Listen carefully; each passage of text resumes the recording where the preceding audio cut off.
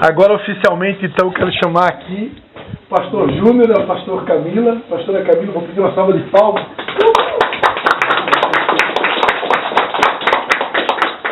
Pastor Júnior e a pastora Camila, eles são pastores, juntamente com o pastor Léo e a Sabrina, da Igreja Comunidade, na cidade de Nova Trento. Nós já conhecemos eles de longa data, né? O irmão Daniel e Clarice, que são os pais da pastora Camila, foram discípulos nossos, né? Quando a gente foi enviado para Nova Trento em 2004. Eles foram pastores, estiveram com a gente lá pelo ano de 2006, aproximadamente há 20 anos atrás, né? Eles são os fundadores do Desafio Jovem. Na época, quando o irmão Daniel teve o sonho no coração de começar o Desafio Jovem, ele veio contar o sonho para mim, e eu confesso para vocês que eu joguei um balde de água fria no sonho dele. Porque eu e o Daniel, a gente vivia brigando, assim, né? Ele é uma pessoa com uma personalidade muito forte, né? Agora acho que não é mais. Mas ele é. E a gente vivia brigando. E eu meio que joguei um balde de água fria e disse, não, agora acho que tu não está preparado. Mas ele foi lá e no tempo certo ele fez, né? E hoje é uma bênção, né? Para nosso Rio Tijuca, né? E Daniel e Clarice passaram a bola. Hoje o Júnior e a Camila estão à frente do Desafio Jovem ali na cidade de Nova Trento, né? E casal fantástico, né? Que a gente pôde conhecer. E foi o casal que Deus escolheu para estar com a gente nesse ano de 2006 aqui, abrilhantando a nossa noite com a palavra de Deus. Amém? Então, amém. Fiquem à vontade. Obrigada. Acho que não precisa assim, que a pessoa não precisa virar a cabeça, não. Amém. Então, eu só vou deixar o meu celular está gravando aqui, tá? Vai ficar aqui paradinho. Porque para abençoar mais pessoas. Assim fica melhor para vocês do que ali em cima, eu acho, né? Não. Fiquem à vontade. É que eu, a Patrícia, sou mais baixinho, né? Amém, irmãos. É um prazer muito grande estar com vocês aqui, né? Eu perguntei para o Christian antes, né, quanto tempo a gente tem, porque lá em Nova Trento a gente tem assim, não é uma cultura, mas é um combinado. Como a gente dá bastante oportunidade para os irmãos ir lá e repartir palavra, a gente fica somando os minutos dos irmãos, e aí ao longo do tempo a gente vem descontar nas reuniões em que eles lideram, né? Então a gente tem bastante tempo para ficar aqui e para poder falar, né? Mas, brincadeiras à parte, é um tempo muito precioso de estar com vocês, né? Eu, assim, apesar de todo o trabalho que a gente faz, eu sou um cara um pouco chorão, assim, né? E eu lembrando aqui do tempo, né, Christian, lá naquela sala comercial no lado da igrejinha de Santa Ágata, né, em Nova Trento, né? Uma saudade de ouvir vocês cantando, né, de ouvir a voz da Paty também. E o Senhor nos traz lembrança, né? São quase 19 para 20 anos já, né, que a gente se conhece. Então, uma longa caminhada, né? Que o Senhor proporcionou que a gente fosse muito bem recebido em Nova Trento, quando nós viemos do Rio Grande do Sul. Né, o Cris e a Paty nos receberam na Igreja Batista e foi um tempo muito precioso, assim, né, e essa amizade foi permanecendo ao longo do tempo, né? E como o Christian disse, nós hoje, né, escolhemos liderar lá o Desafio Jovem em Nova Trento. É um trabalho assim desafiador para nós, né, de estar recebendo pessoas, acolhendo famílias também, trabalhando com as famílias. É um trabalho diário, é um trabalho que não tem hora, né? Inclusive agora, enquanto que a gente estava aqui orando e acompanhando, né, já tinha pessoas nos pedindo ajuda. Então tem sido assim um trabalho onde é que a gente gasta muito a nossa vida mesmo a favor da restauração das famílias, né? O Christian tem estado conosco assim quando pode, né, e repartindo uma palavra lá. Então tem sido um tempo desafiador para nós, mas nós entendemos que nós necessitamos de levar um legado adiante, né? Algo que foi construído. Quando o Christian falou que, né, ele assim, não jogava um balde de água fria em si no meu sogro, né, mas meu sogro tinha uma personalidade forte, né? Olhando tudo que foi feito, assim, eu participei de uma reunião, acho que uns 15, 20 dias atrás, né, bem? E eu fiz assim uma somatória na minha cabeça de quantas pessoas a gente conseguiu não só atingir durante um ano, mas falar do amor de Deus e trazer uma esperança, né? Então, nos últimos 12 meses, falamos aproximadamente a 450 pessoas, né? Falamos do amor do Senhor. Nós atendemos aí aproximadamente 120 homens, né? Que por algum momento da vida passaram, né, nesse último ano lá no Desafio Jovem. Nós somos uma comunidade terapêutica, onde a gente tem um programa, né, de recuperação para homens que sofrem com problema de uso de drogas e álcool, né. Eu não fui um usuário de drogas na minha vida, então fui convocado pelo Senhor para esse serviço, né. A gente diz que é um serviço porque nós servimos a vida das pessoas, né. O meu sogro foi um usuário de cocaína durante muitos anos, né, durante quase 30 anos. E quando o Senhor resgatou ele, né, da escravidão, das drogas, ele colocou no coração dele essa insistência de abrir um lugar para recuperar pessoas, né. Então, desde que eu conheço, né, a Camila, desde que a gente namora, eu, Christian, ando com o Daniel desde 2002 procurando sítio para comprar, para montar centro de recuperação. Então, assim, em 2008, né, a gente fundou o Desafio Jovem lá em Nova Trento, né, eu e a Camila somos cofundadores lá junto com o Daniel e com a Clarice. E tem sido um tempo assim muito proveitoso para nós, né?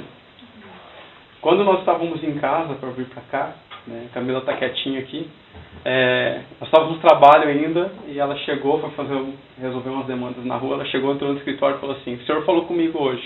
Eu disse: que bom, né? Vai repartir alguma coisa? Não, o senhor disse que é para mim ficar quieto. Eu disse: não, mas aí não, né? Aí não tem como, né? Porque, né, nós somos, né, um casal muito ativo, assim, naquilo que a gente faz, né, em prol do reino. O Christian falou ali, a gente também ajuda, né, na comunidade cristã lá em Nova Trento, onde é que a gente reúne lá com mais alguns irmãos, né, uma comunidade de fé pequena. Mas nós estamos lá, né, somando lá em Nova Trento. O Christian sabe que é difícil aquele lugar, né, não é um lugar fácil, né, não é um lugar fácil de trabalhar, mas nós estamos lá, né, trabalhando. Bem, eu só quero dizer que é uma honra também estar aqui, né? Eu vinha vindo pensando assim no tempo que a gente se conhece. Eu lembro assim da parte que a Anne tinha nascido, né? Olha quando sei que idade ela tem agora. 19. E o meu filho tinha 20, vai fazer 20 agora, dia 20. Aí eu pude compartilhar da minha experiência com ela, de primeiro filho, né? E foi muito bom assim andar com eles, né? Foi um tempo bem precioso assim nas nossas vidas, né? E a gente é casado há 23 anos, vai fazer esse ano, né? A gente casou com 19 anos, muitos desafios no começo, dois adolescentes, né? Bem novinhos. O nosso filho vai fazer 20, né? Como eu falei. E hoje a gente pensando assim em falar sobre relacionamento, né? Como é desafiador, né? No mundo que a gente está vivendo, assim, que as pessoas é mais fácil descartar e começar de novo do que às vezes recuperar, né? Ou insistir, né? Não, eu vou tentar mais um pouco, né? E dos versículos que assim que o Senhor me lembra muito, né, é que o amor é de ato e verdade. Na verdade, o amor não é um sentimento. O amor é uma decisão, né? Porque se a gente for amar o nosso companheiro só o dia que a gente está querendo amar ou que a gente sente amar, por muitas vezes a gente levanta de manhã e quer matar o companheiro, né? Não quer mais estar junto.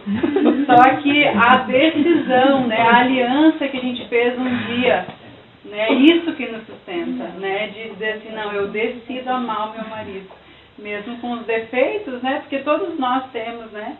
E uma das também dificuldades do relacionamento é a competição, que às vezes a gente quer que o nosso companheiro seja igual a nós, né? Pense igual a nós, faça como nós, né? E isso não é verdade, porque desde a criação, né, lá, se a gente for olhar o padrão do princípio de que Deus criou o casamento, ele fez o homem totalmente diferente da mulher.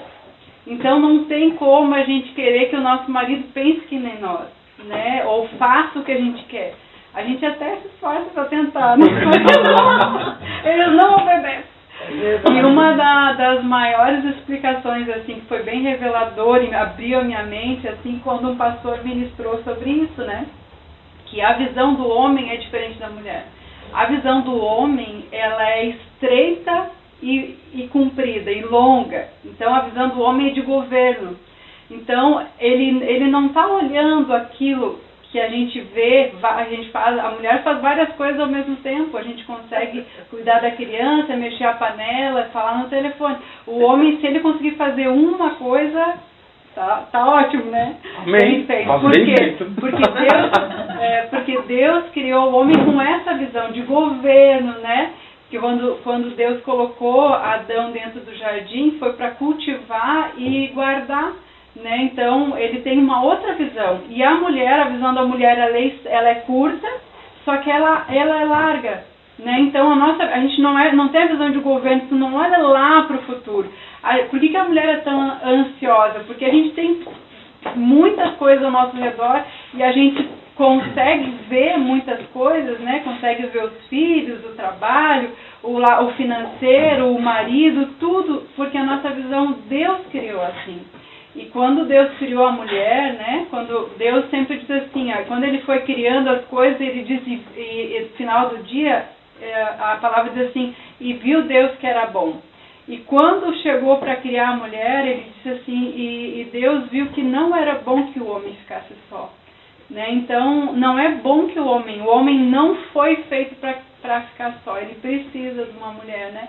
E os atributos que Deus coloca na mulher é auxiliadora e idônea.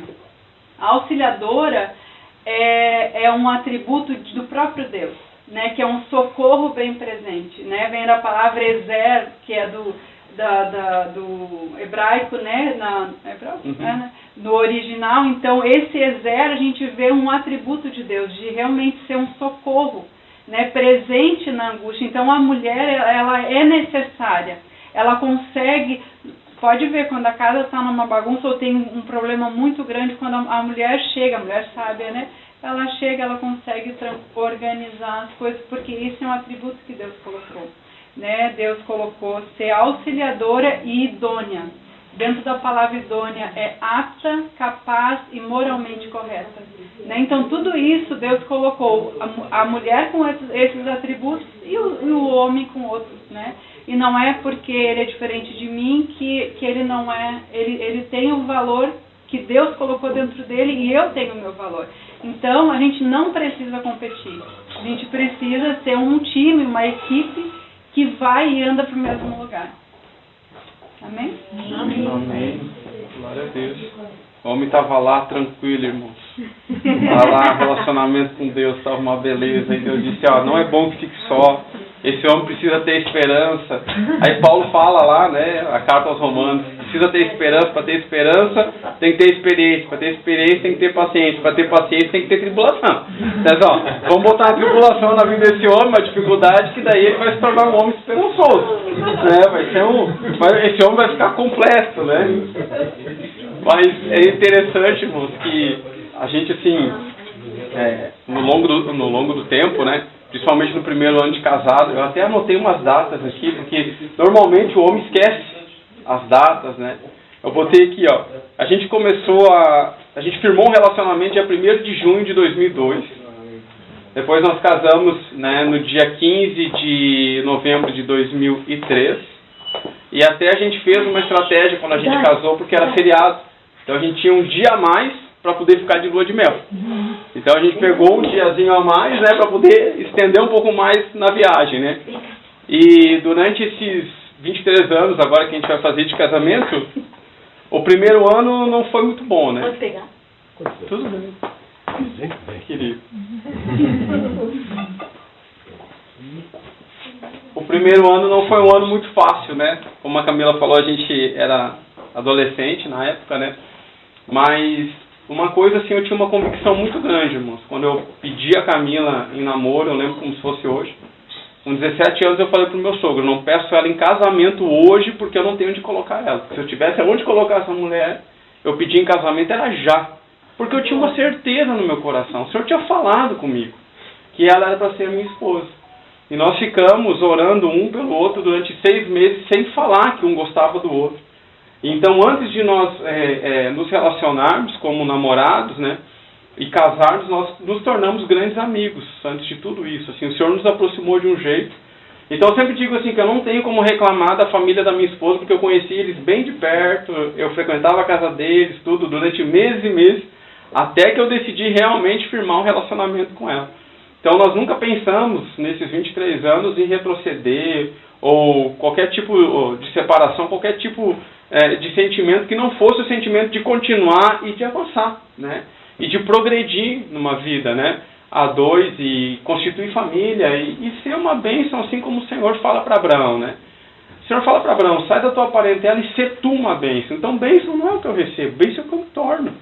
Então, a gente vai se tornando algo, né? No relacionamento a dois, a gente vai se completando, né? Eu sou engenheiro civil de formação, né? Estudei tarde, me formei já com uma certa idade na faculdade. Quando eu me formei, o Senhor nos tirou de Nova Trento, nos levou para um lugar bem longe daqui, a 800 quilômetros daqui, onde nós ficamos morando quase 4 anos nesse lugar. E nós estávamos bem numa região bem central no Rio Grande do Sul, próxima à cidade de Santa Maria, não sei se vocês já ouviram falar, uma cidade central. E nós estávamos lá, né, estabelecemos uma empresa, estávamos muito bem lá, e o Senhor nos chamou de volta, né? E quando o Senhor nos chamou de volta, justamente para trabalhar no desafio jovem, né, eu falei para a Camila assim, eu disse, olha, eu acho que o nosso sonho de ser, talvez, muito bem sucedido como empresários, eu acho que o Senhor agora botou um pontinho final nisso, e o Senhor está nos chamando, né, está nos convocando para uma boa obra, né, porque a obra que Ele nos convoca sempre é boa. E aí nós voltamos, então, para Nova Trento, no final de 2021, né, e desde o final de 2021 nós lideramos esse trabalho lá, né? E a Camila hoje ela está se formando no final do ano em enfermagem.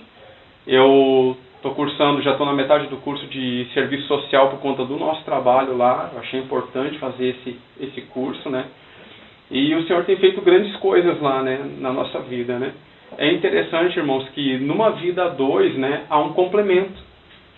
Aquilo que eu não tenho, a Camila tem, aquilo que a Camila não tem, eu tenho. E é interessante assim porque a gente começou a se descobrir muito, né, como casal, muitos anos depois de ter casado, quando nós tivemos que dividir muito mais do que simplesmente o horário depois de chegar em casa, né, de jantar, de dormir junto, de tomar um café e sair para o trabalho, porque nós passamos 24 horas do dia juntos. Então o Senhor nos afiou muito nesse período, né, das nossas vidas, né, de trabalharmos juntos, de o Senhor permitir que a gente morresse para a nossa vontade, né. Casamento é um lugar maravilhoso, mas também casamento é um lugar de morrer, né, é um lugar de que a gente tem que deixar a nossa vontade para fazer a vontade de dois, né. Não somos mais um, mas agora somos dois. Então eu sempre digo assim, tem famílias que a gente atende que o marido não suporta a mulher não suporta o marido, né, já está assim um negócio praticamente assim acabado, né, e eu penso assim, nossa, como é bom eu poder ter a minha esposa do meu lado todos os dias, né, e nesse tempo que ela estava fazendo o estágio da faculdade, ela ia todos os dias para Florianópolis e eu sentia muita falta dela, então assim, ficava ansioso, né, para quando ela retornasse, para que a gente tivesse, quanto mais tempo possível junto, melhor, né. Porque o Senhor vai nos afiando, o Senhor vai trabalhando, e o casamento é um lugar onde a gente precisa semear, irmãos. A gente precisa aprender a lei da semeadura, como de fato ela é, né. E eu queria deixar um versículo para vocês, né, sobre a lei da semeadura, está lá no Evangelho de João, no capítulo de número 12, verso 24, né. O texto lá vai dizer para nós, no capítulo 12, um pouco nos versículos anteriores, que os gregos queriam conversar com Jesus. E eles queriam ter um tempo com Jesus. E é interessante que eles procuram Filipe procura André, e André fala com Jesus, e Jesus atende esses homens gregos, né? E ele está trazendo uma verdade para esses homens. E nesse verso de número 24 do capítulo 12, Jesus diz assim, se o grão de trigo que cai na terra não morre, ele continua só um grão de trigo, mas se morre, então produz muito fruto. E o que a gente aprende com isso, né? Aprende que a frutificação ela só pode acontecer a partir do momento que a semente morre. Só que isso para nós é muito difícil. Eu fui compreender esse verso nesse lugar que a gente morou, que era um lugar onde tinha muito agricultor. Nós moramos numa região que era basicamente de lavoura. Era plantações de arroz, era plantação de soja, né? Alguma coisa de plantação de milho, criação de gado. Eram hectares e hectares, né, de plantação. E um dia eu sentado com um amigo que nós fizemos lá, um amigo muito querido, ele estava me explicando o processo da semente da soja. Lá eles falam do soja, né? Então, o semente do soja, ele tem as suas particularidades. E uma das particularidades dessa semente é que quando você lança ela na terra, e ela está sequinha, você tem que deixar ela lá. E esperar o tempo que ela brote. Se você ir lá e cavocar aquela semente, se você achar que ela não está brotando, e você ir lá com o dedo e abrir a terra e espiar aquela semente que você colocou, ela vai absorver uma umidade que ela não está pronta para receber, e ela vai apodrecer dentro da terra. E na nossa vida, na vida de casal, nós precisamos aprender a semear. A semente vai morrer lá e no tempo certo ela vai brotar. E sabe o que é interessante no relacionamento a dois? É o semear, porque nós estamos acostumados muito a destapar a semente. Quer ver uma coisa? É muito simples. Por exemplo, no relacionamento a dois, a minha esposa, ela sai de casa, ela me deixa uma série de tarefas para me fazer. Ela fala assim, ó Júnior, tu vai lá, tu arruma a garagem, tu vai lá lavar a louça para mim, bota as roupas para lavar na máquina e dá 4, 5 tarefas. E eu vou lá, eu vou tentando fazer as tarefas que ela deixou, só que eu deixei uma tarefa para trás. E ela chega em casa e ela traz uma cobrança sobre mim que eu esqueci de alguma coisa, né? Ela mesma falou, a mulher ela tem uma capacidade enorme de fazer várias coisas ao mesmo tempo. O homem tem o seu sistema, ele vai lá, faz uma, depois ele faz outra, depois ele faz outra, depois ele faz outra. Eu admiro os homens que são cozinheiros. Eu não consigo, irmãos, cozinhar arroz e fritar ovo ao mesmo tempo. Não dá, né? Eu faço uma coisa de cada vez, depois tem que esquentar tudo junto, né? E aí fica que nem um revirado, fica horrível, né? Já está tudo requentado, né? Mas a gente tem esse sistema. Então, eventualmente, uma coisa fica para trás. A dinâmica da mulher é diferente. Quando ela falou que a visão da mulher é periférica, que a mulher enxerga na volta, é verdade. Se a gente está dirigindo, eu não sei com vocês, comigo é assim, eu estou dirigindo e eu estou olhando lá na frente. O sinal que vai fechar, o carro que vai possivelmente cortar a minha frente, e ela está olhando o buraco que eu passei por cima faz 5 segundos. E ela só passou no buraco, tu não viu o buraco? Não vi. Quebra-mola. Como que tu não viu? Não, eu não vi. Eu estou chegando lá na frente. Né? Lá, ou às vezes a gente está dirigindo. Ele é um motoqueiro, ele disse aonde? O motoqueiro está colado do lado do retrovisor, e eu estou olhando o motoqueiro que está vindo lá na frente. Então a capacidade da mulher é essa, esse complemento que a mulher tem, né, na vida do homem e que o homem tem na vida da mulher. Aí a mulher chega em casa, ela cobra várias coisas, ela olha algumas coisas que foram feitas e ela diz assim, olha, mas isso aqui tu esqueceu de fazer. Né? Qual que é a reação do homem? É justificar aquilo que ele não fez em cima daquilo que ele fez. E ele vai dizer, não, mas eu fiz isso, fiz aquilo, fiz aquele outro, e justamente o que eu não fiz tu apontou, justamente aquilo que eu não fiz tu me mostrou, justamente aquilo que eu não fiz tu está me cobrando. E o homem tem esses gatilhos de raiva, né, às vezes, né, no sentido de quando ele é cobrado, né, no sentido de quando ele é pressionado, né. Só que aí, irmãos, tudo aquilo que eu semeei, tudo aquilo que eu fiz, quando eu preciso trazer à tona e justificar algo que eu esqueci, eu estou destapando a semente. Então, todas aquelas sementes que eu lancei, lavei a louça, limpei a garagem, organizei a cozinha, tudo. Quando eu preciso me justificar o que eu estou fazendo, eu vou lá e destapo toda aquela semente que eu semeei em cada ponto. E aí a gente fica com 2 trabalhos.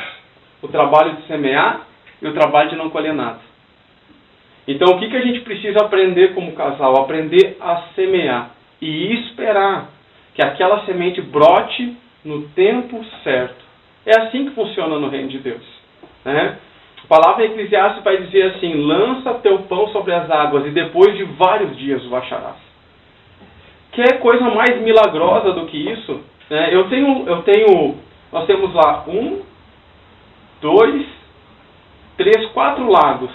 Né? Lagos grandes e lagos pequenos na propriedade que a gente mora. A gente mora numa chácara. Então se eu pego um pão, né, e eu entrego lá, largo na água lá para os peixes, esse pão vai sumir em segundos.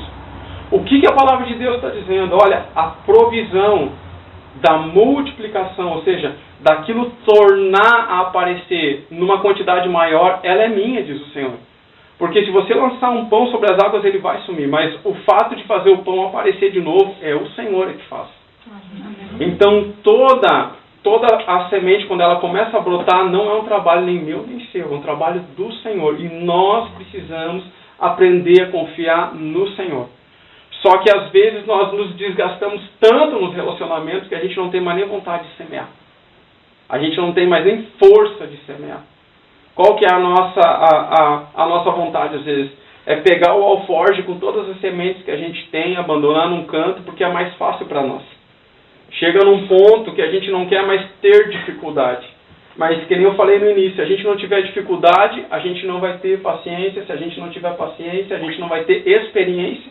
Hoje nós falamos, né, como apesar de nós temos 41 anos de idade, né, um pouquinho mais velho que eu, mas nós temos 42. Eu falei bem pouquinho, né? 6 meses ela manda e 6 meses eu mando. Né? Mas assim, apesar, né, da nossa idade, eu me considero um jovem, né? Graças a Deus. Então assim, apesar da nossa idade, a gente pode falar das experiências, porque nós tivemos muitas dificuldades. Né? E essas dificuldades vão produzindo uma paciência. A gente não tem mais paciência, irmãos. Se a gente olha na volta, é muito mais fácil a gente abandonar do que a gente insistir, do que a gente prosseguir, do que a gente caminhar uma segunda milha, né? Olha só que interessante, né? Um casal está brigado, e aí quando eles estão brigados, eles se tornam inimigos, né? E a palavra de Deus tem resposta para eles, cara, amo teu inimigo. Então não tem escapatória para nós, irmãos. Não tem. Não adianta. Não tem escape. Não tem escape. Né? Não adianta. A nossa vida é uma vida feita de desafios para o aperfeiçoamento. Né? Então, quando a gente entende a importância de semear e deixar o Senhor trabalhar, né? A palavra de Deus lá em Marcos vai dizer, né? O reino de Deus é semelhante a um homem que saiu a semear. Ele semeou e não sabendo. Ele, como a semente que ele lançou, ela brotou. Ele vai dar as etapas lá. Ele vai dizer, ó, primeiro a relva, depois a erva, depois a espiga e por último o grão dentro da espiga. São estações, são processos. O Senhor faz todas as coisas baseado em tempo e processo. Tempo remete à estação. Né? Olha só que interessante. Logo, se eu entendo a estação, eu sei que eu vou semear numa estação e vou colher na mesma? Não, eu vou colher na outra. Então tudo vai passar pela prova do tempo, pela experiência do tempo. Né? Quando José tem aquele sonho, e ele fala para os seus pais, e os irmãos refutam ele, que ele diz, ó, o sol, a lua, e 11 estrelas se curvam diante de mim. Aquele sol e lua, ele está fazendo uma menção em relação a exatamente a criação de Deus em relação ao homem e à mulher. Porque o sol está lá, independente daquilo que aconteça, ele está lá, ora mais quente, em cima da terra, ora um pouco mais frio. Mas a lua, ela é feita de estações, ela é feita de fases. A mulher, ela tem as suas fases pré-definidas, ela tem as suas estações, ela tem os seus hormônios, ela tem as suas vontades. E nós, homens, precisamos entender isso, para que a gente possa semear no tempo certo na vida das nossas esposas. Né? A gente precisa entender assim, relacionamento é um grande investimento, né? E ele é a longo prazo, aonde eu vou investir agora, né? E vou investindo, e vou investindo, e vou investindo. Mas a hora de sacar, irmãos, também é uma hora muito boa. Né? A hora da gente poder retirar o investimento é uma hora muito gratificante.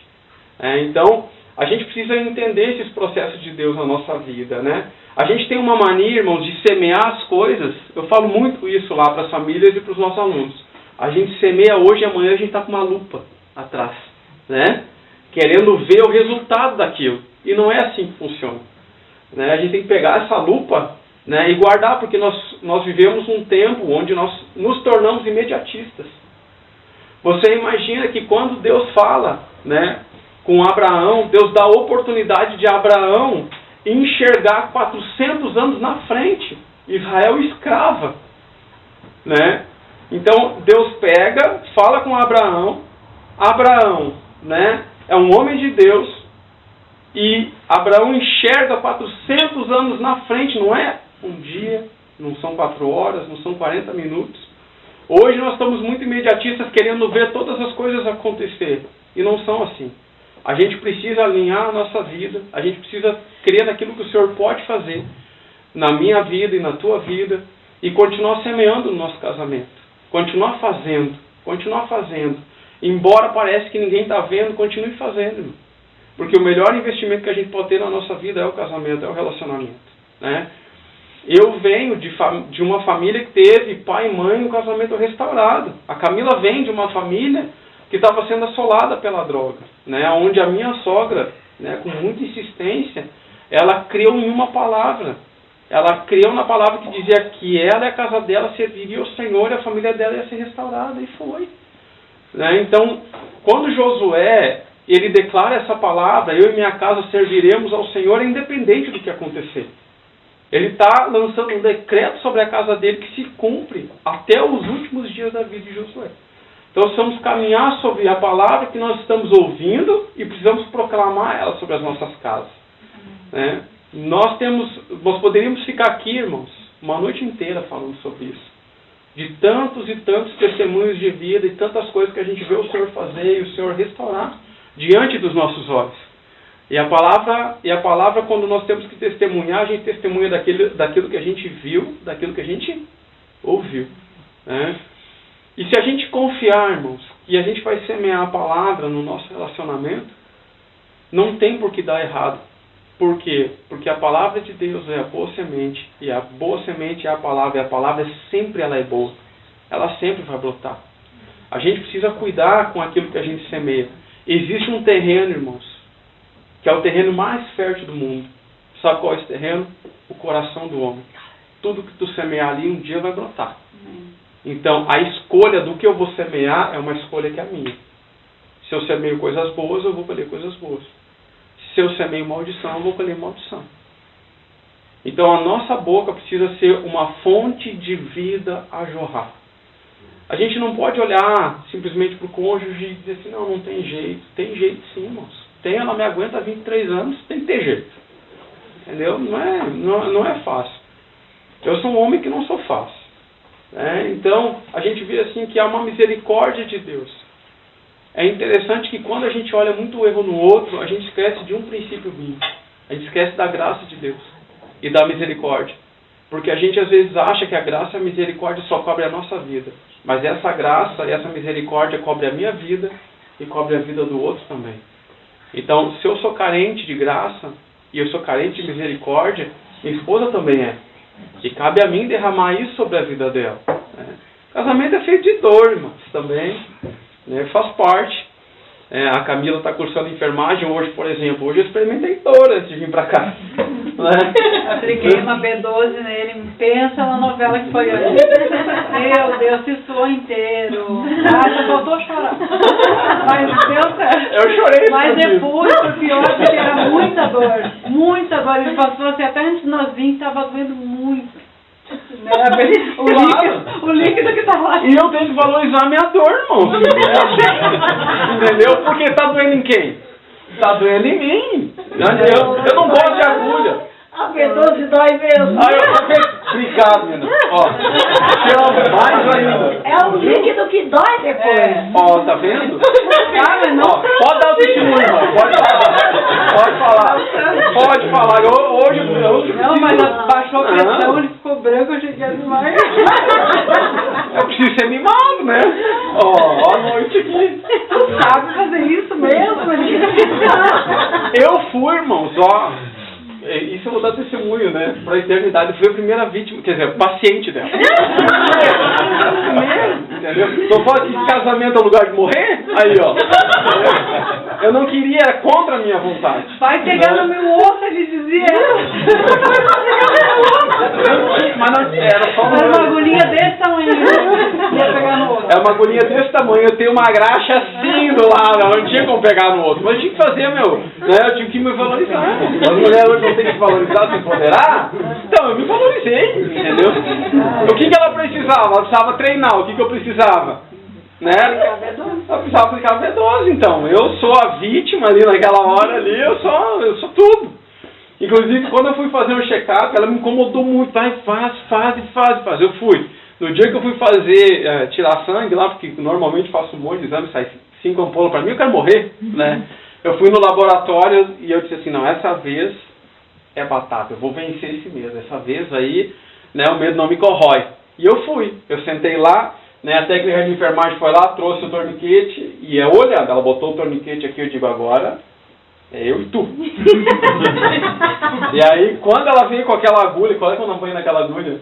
Que ela botou o acesso lá, que ela botou aquele acesso, porque primeiro eu estava tremendo na base, porque eu achei que ia ser, para cada ampola que ela botou lá em cima, ia ser uma agulha. E como eu demoro para fazer exame, eu pensei, não, vai me furar 5 vezes essa mulher. Aí não tem como. Daí quando ela botou aquela agulha grossa lá e o acesso, quando ela espetou lá, que eu vi todo aquele sangue jorrando, acabou, digo, pronto, agora acabou, já venci essa parte, agora eu vou virar pro lado. Virei pro lado, cada seringa que ela tirava dava uma amolecida, assim, ela não tá bem, eu disse, tô bem, só não vou olhar. Super bem, maravilhosamente bem, né? Mas é interessante que Deus age assim na nossa vida. Primeiro Deus faz um acesso. Ele faz, primeiro causa uma única dor, né? Por isso que eu digo, a dor ela é uma péssima companheira, né? Mas ela é uma ótima professora. Quem não sente dor, não sente necessidade de mudança. Num relacionamento de casal que está conturbado, com quem você trabalha? Você trabalha com a parte sofredora. Com quem não está sofrendo, não adianta falar no momento. Porque quem não sente dor, não sente necessidade de mudança. Deus vai lá, faz uma dorzinha e cria um acesso.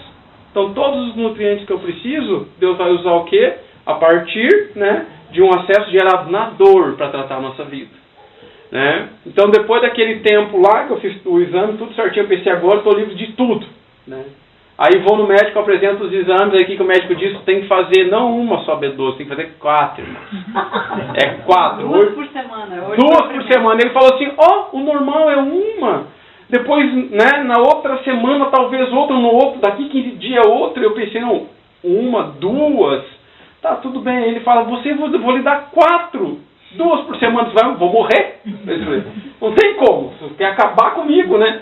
E aí, demorei para comprar. Aí comprei, criei coragem. Já tá uns 10 dias lá em casa, esse negócio. E aí a gente tem uma missionária que está morando lá em casa. Uma irmã que veio de Jundiaí, São Paulo. E aí todo dia ela passa na Camila e fala assim, pastora, tu já aplicou a B12 no pastor? Eu quero te matar, irmã. Fica quieta, irmão. Tu é boca de Deus, mas nem tanto. Coitada da Luciana. Irmã, por favor. Não lembra. Tá tudo certo. Tô em paz. Ontem eu fiquei olhando, irmão, o jogo da Copa. Olhei Era todo. Era pra ser ontem de noite. Ele não veio pra dormir. Ela foi deitar e eu fiquei olhando todos os gols da Copa. Todos. E a seleção que eu nem conhecia, nem sabia que estava na Copa, eu descobri ontem. Cultura, irmão. Cultura. Entendeu? Não vai me deitar, não. E ela disse assim, que tanto gol que estava dando naquele jogo, ela que não sabe, né? Eu botei todos os gols de todos os jogos. Hoje eu não escapei, né? Aí ela foi lá, teve que fazer, eu disse, tá bom, é hoje. A Luciana provocou e eu disse, não, vamos lá, entendeu? Suei, irmãos, faz parte, né? Tem que deixar, tem que doer, fazer o quê, né? Agora tu viu, a Mena falou como é que é, a pastora falou ali, todo mundo já sabe. Vou valorizar ainda mais a minha dor. Agora, né? Vai ser assim, maravilhoso. Me sentir, irmã, como eu queria me sentir quando eu saí de casa. Porque ficaram desdenhando a minha dor hoje, né? Ela fez lá e eu botei fogo no fogão ali meio-dia, eu pensei, nem vou trabalhar de tarde. Vou pegar um atestado, como eu dou atestado pra mim mesmo, é muito fácil, né? Fiquei lá do lado do fogão, daí ela disse assim, tu não vai trabalhar? Disse, tá doendo. Ela disse assim, para que tá doendo nada. Tá doendo, irmã, tu pegou quase meu osso. Tá doendo. Né? Eu fiquei lá, dei uma disfarçadinha lá, mas não deu. Tive que fazer um chimarrão e trabalhar. Né? E hoje nós estamos aqui, tá doendo, embaixo do lado dói. Deixar bem claro. Mas olha, deixa eu te falar uma coisa. Nem todos que aplicam dói tanto quanto alguns enfermeiros. Porque em São João tem uma farmácia que eles e que não dói, tá? Não dói tanto. Não, ele exagerado, não foi ele que exagerou. Se soubesse as outras situações... Era só uma benzetacil. Não, ele morreu. Nem vou imaginar, eu não acredito. Quando o médico falou assim, eu vou te dar a injeção, eu digo, eu tenho comprimido. Eu disse, tomar isso aí? Não, o que eu... Né? Mas... por causa...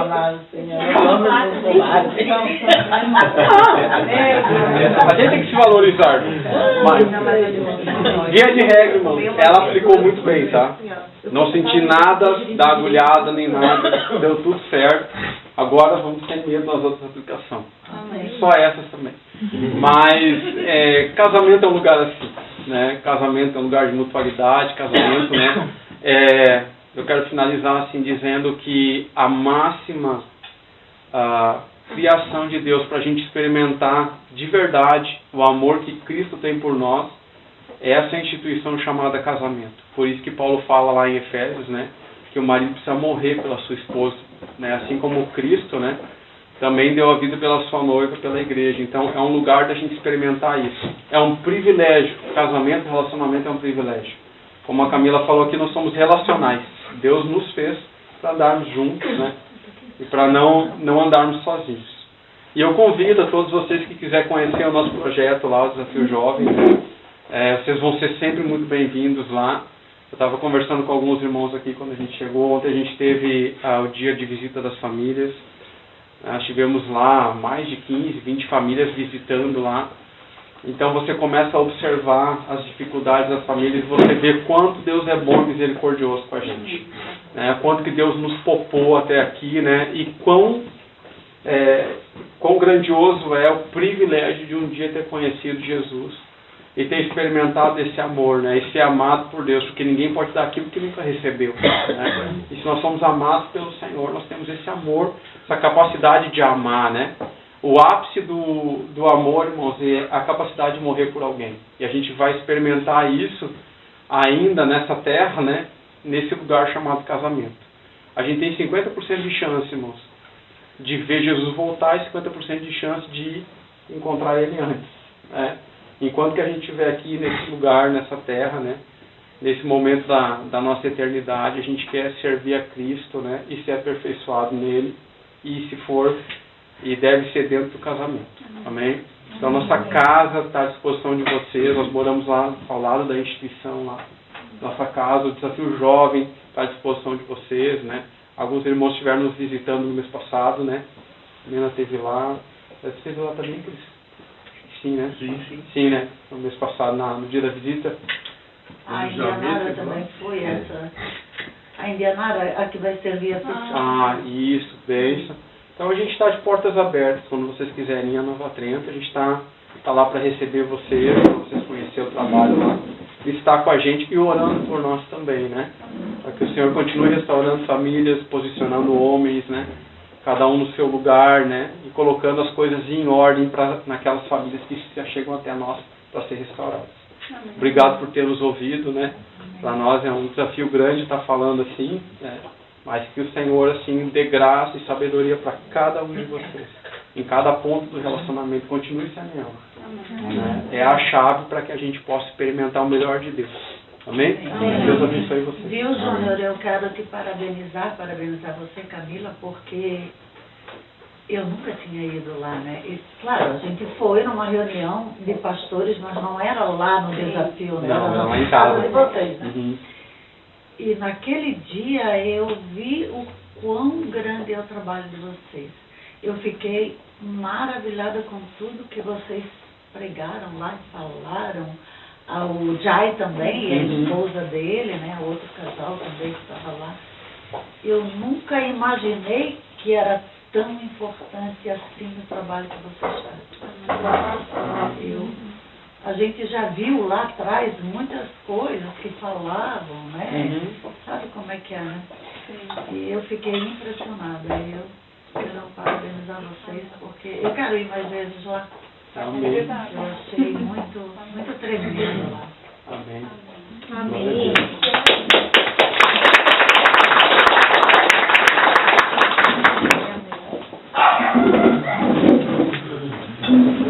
Amém, queridos? Fiquem à vontade, tá? A gente já vai... Tem a Ana, desculpa. Ela vai semear agora. Semear uma semente. Você já tem? Se não tiver, pode dar para alguém, né? Estão ganhando as 5 linguagens do amor, o livro, né? Amém. Eu gosto de palavra de afirmação, irmã. Gosto de palavra de afirmação. Todos nós. É muito bom. É um livro que todos nós temos que ter, né? Quando eu fui enquanto está esquentando a pizza lá, eu fui para São Francisco do Sul ministrar e o Levi estava com uma dor na costela E uma dor que eu não sei se era gases, né? Que às vezes gases dá uma dorzinha na costela, né? E ele tava com uma dor na costela, o Levi, e ele, ai mãe, tô com uma dor na costela, uma dor na costela. E, né, falando da dor dele. E aí eu disse, filho, meu Deus, o que será? Mas amém. Aí Deus falou assim pra mim, você vai pregar lá em São Francisco do Sul sobre qual é a dor da sua costela, homem. Qual é a dor da sua esposa? Você tem ouvido a sua esposa? Então eu queria pedir para que você, homem, olhasse nos olhos da sua esposa agora, nesse momento, e perguntasse para ela, qual é a tua dor? Pode me contar que eu vou te ouvir. Fala para ela. Qual é a tua dor? Pode me contar que eu vou te ouvir. Eu já sei. Exatamente. Ah, não precisa contar agora, que pode ser que demore bastante, tá? Mas fica a pergunta, né? Exatamente isso que tu passou, né? Quando Deus é o acesso, quando a gente abre o acesso para Deus, Ele vai consertar todas as coisas. E Ele vai pôr no lugar todas as coisas. Mas existe uma dor que para nós a gente não valoriza mesmo. A gente desdenha, a gente acha que não é necessário, que ele está sofrendo, que ele está passando. E o que ela está passando e o que ela está sofrendo. E eu fiz isso com meu marido e sempre, irmão, agora eu vou chorar um pouco, né? Sempre que a gente se reúne num lugar assim, ele me pede perdão diante das pessoas. E eu nunca pedi. Porque, né, os orgulhosos não herdarão redenção. Então, hoje, enquanto o irmão falava, eu senti de pedir perdão para ti, né? Eu sei que eu já briguei muito com ele para que ele me ouvisse a dor que eu estava sentindo nos 4 anos de crise que a gente passou, né? Mas eu quero te pedir perdão na frente de todos, porque eu também não entendi naquela época toda a dor que tu estava sentindo. Então eu sei que eu sou o osso da costela dele, mas ele também tinha dores que ele estava vivendo. Então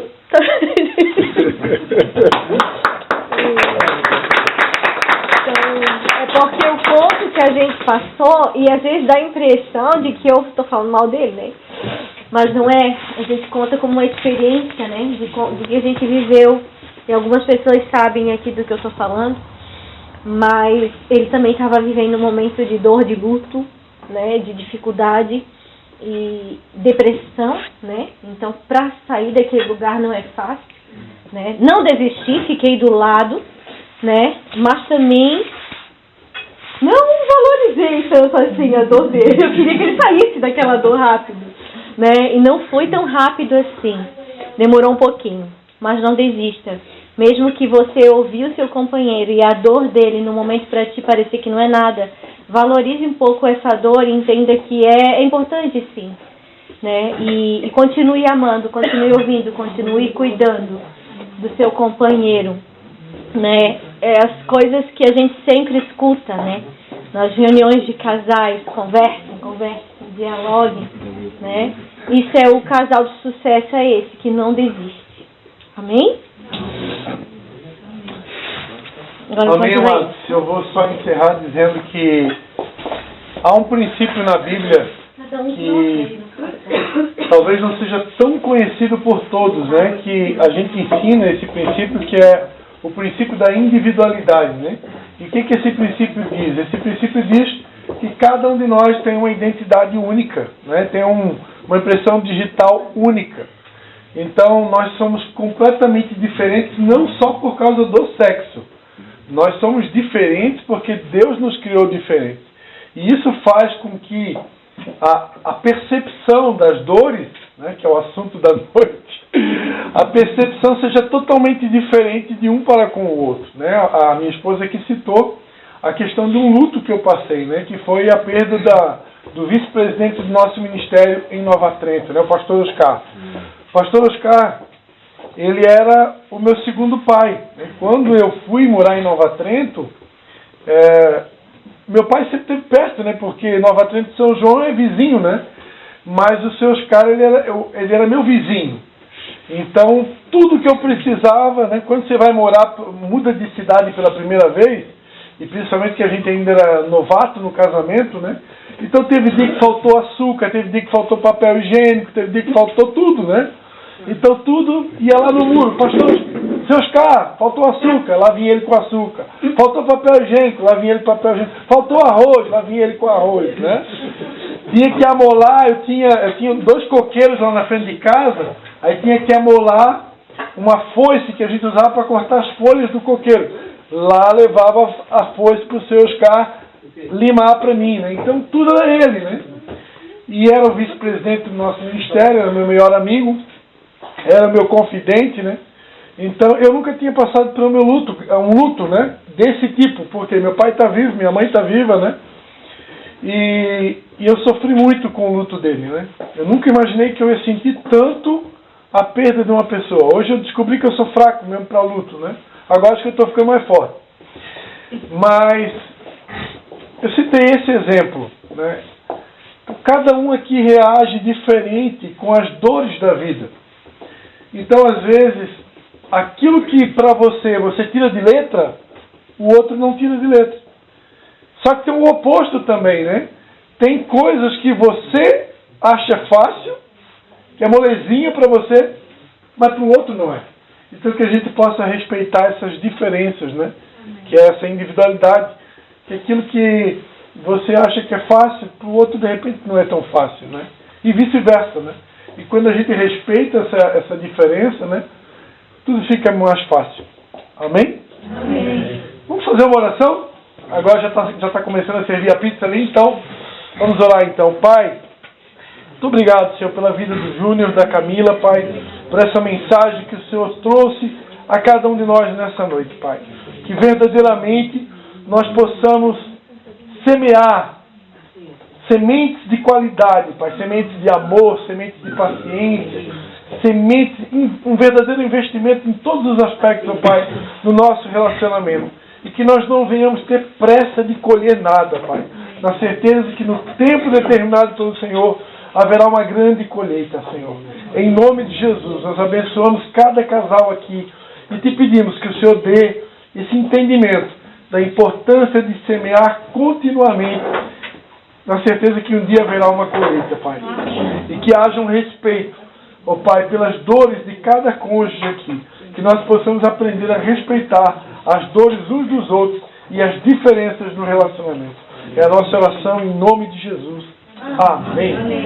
E muito obrigado também por esse jantar que está sendo servido. Em nome de Jesus.